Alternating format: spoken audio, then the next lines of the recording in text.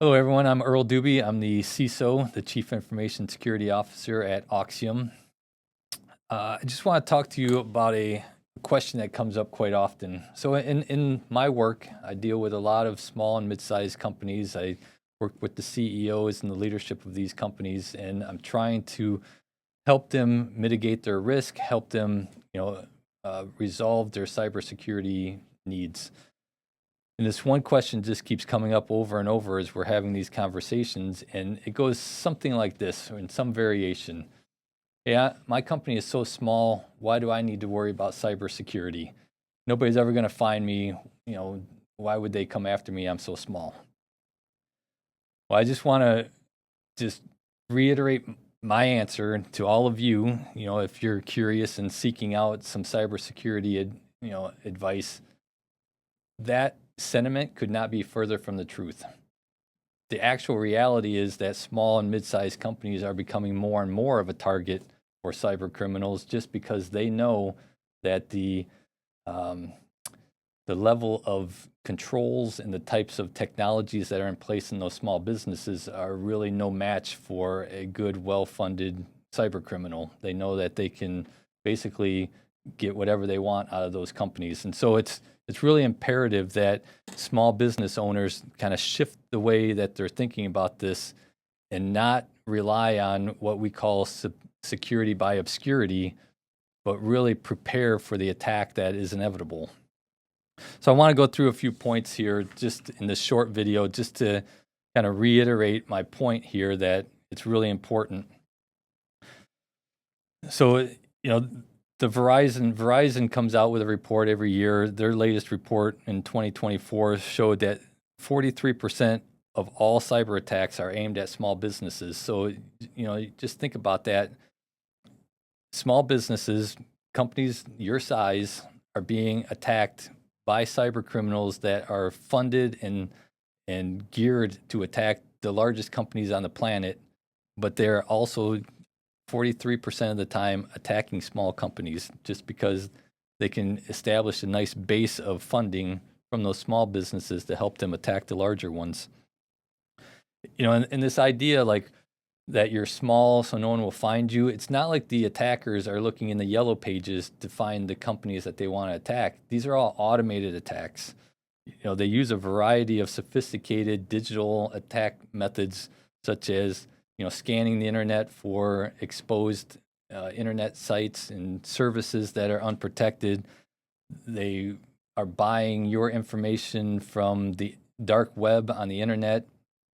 They're sending out mass phishing campaigns looking for people to click on links. So this isn't someone specifically looking your name up and targeting you. This is a wholesale attack across the internet, and you are the opportunistic victim of their attacks. And what happens when you get attacked? There's another report by Sophos, the state of ransomware for 2023, which says that the average attack brings a company down for up to 3 weeks. So 21 days on average. 90% of organizations that are hit with ransomware have their operations affected.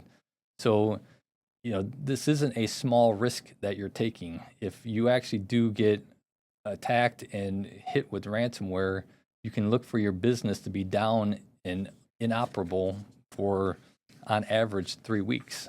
What is that going to do to your revenue?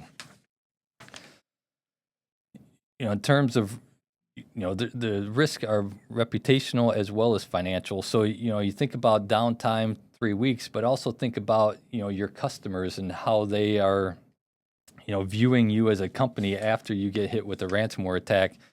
This survey from Cisco, they did a survey of, just random people, and they said 88% of consumers say they won't do business with a company that they don't trust to protect their data. So if the news gets out that you have been attacked, 88% of your customers are likely to think less of you because you got attacked and didn't protect their data.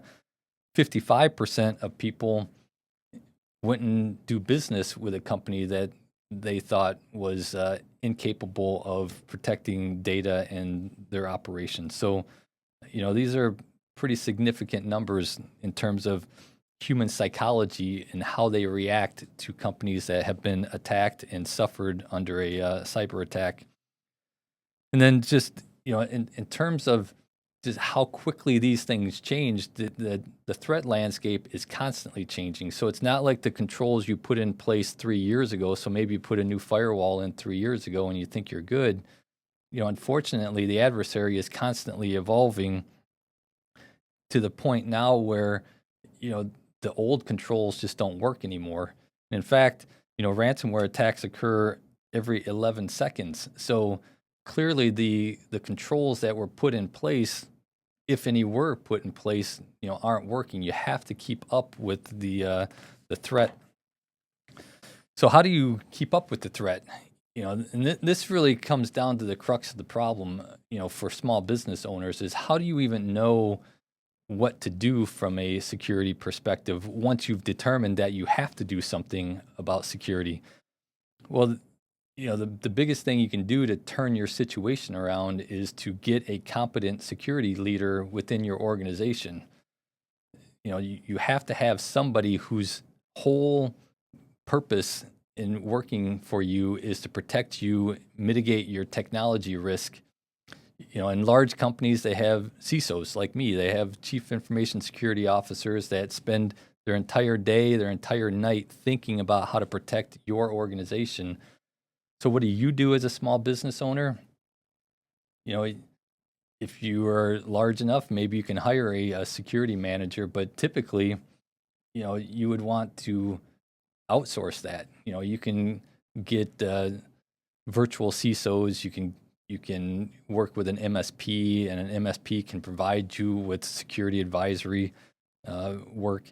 Studies show that 76% of businesses without a CISO are experience more significant cyber events than companies that have a CISO. So basically, if you have a CISO, even though you may get attacked, you're going to have much less of an impact because of the controls that CISO has put into place to help mitigate that risk. So having a competent thought leader around security working with your company is one of the best things you can do to mitigate this risk. And then from a cost perspective, just how do you deal with the cost?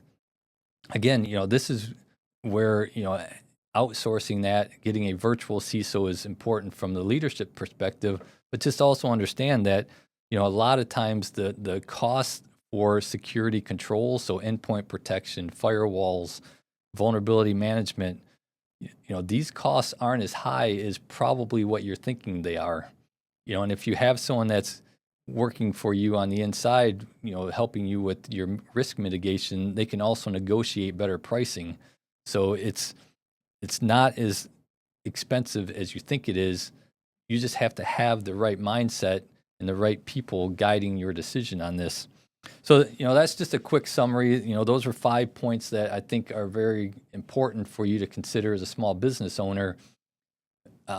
If you need any help, reach out to me, reach out to us here at Auxiom. We can help you, for free. We can do a risk assessment for you and just understand where you're at, help guide you to a right decision.